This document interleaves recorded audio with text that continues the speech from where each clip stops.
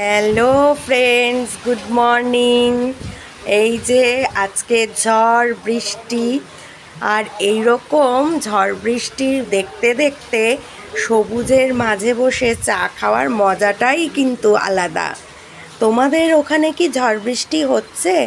আমার এখানে তো প্রচণ্ড ঝড় বৃষ্টি একদম। তাই সকালে উঠতেও একটু দেরি, আর আজ সোমবার উঠেই আগে ঘর পরিষ্কার করে স্নান করে ঠাকুর দিয়ে নিলাম, কারণ আজকে আমার দিদি তো এই ঝড় বৃষ্টির মধ্যে আসতে পারেনি, সবটাই করতে হচ্ছে নিজেকে।